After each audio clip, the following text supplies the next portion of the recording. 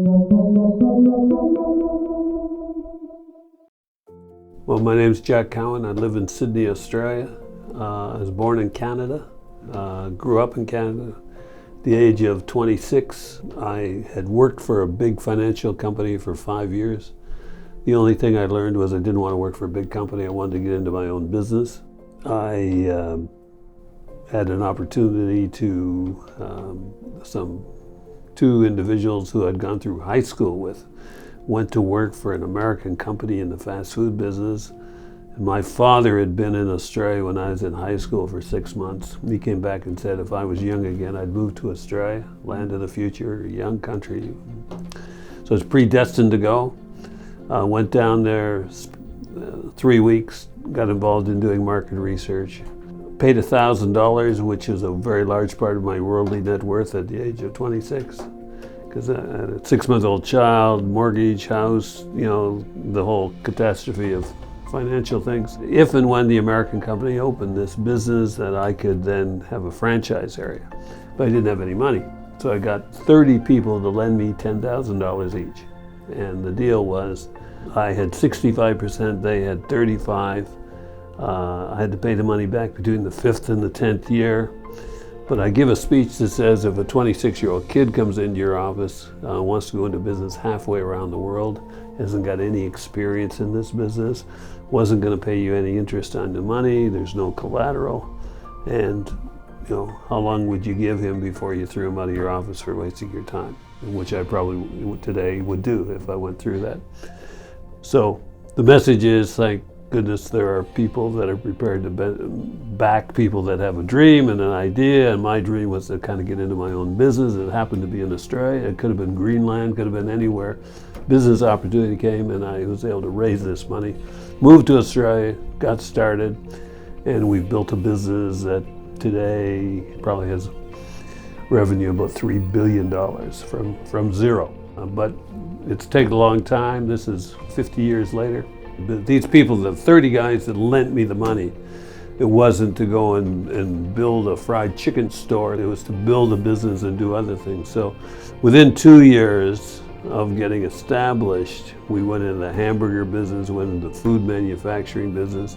I've never worked or ran a restaurant in my life, zero.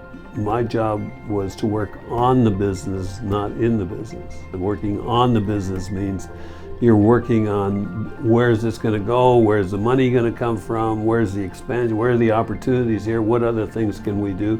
And that's what I did. The mission was always, how do we build a business? And today, I'm still working, doing the same thing. Nothing much has changed. Still trying to build a bigger and better business. As a business gets bigger, it gets harder and harder, obviously, because when when in the early stages, you knew who the guy's wife was, you knew the kids, you knew everything about them. We have something like probably altogether in the various businesses we're involved in, 40,000 odd employees. So you lose that touch. But what you don't lose touch of is hiring the right people so that it cascades down.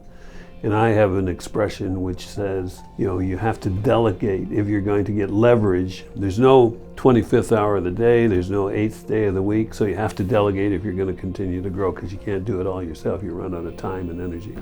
When you can't tell the difference between work and play, that's where you belong. Because if you don't enjoy what you do, you're doing the wrong thing. So get out, do something else. Find something that you get excited about going to every day. I don't think there's such a thing as work-life balance. They're both connected. There's one.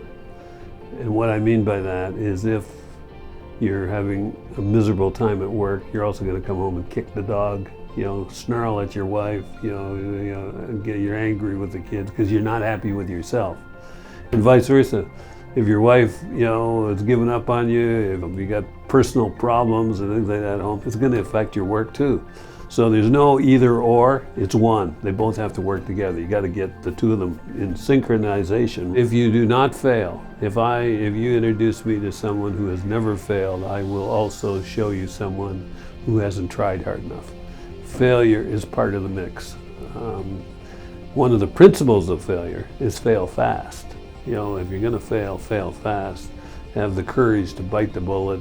Be prepared to take some risk. When you're young, like I was, and I said 26 years old, you can afford you fail. The worst thing that happens, you start over again. When you're old, you don't want to have to start over. You may not be able to do it. So when you're young, you got to take some risk. If you do not take some risk, you're going to have a moderate degree of success. You have to be prepared to push the edge of the envelope if you want to have some degree of significant success. My degree at university was in psychology, which is dealing with people. And my kind of view was, you can hire lawyers, you can hire accountants and things like those sort of people with specialized skills. What the most important thing is the ability to deal with people. And I don't think that's something you learn. I think either you have an interest in people or you don't have an interest in people. So I would say it's probably you're born that way.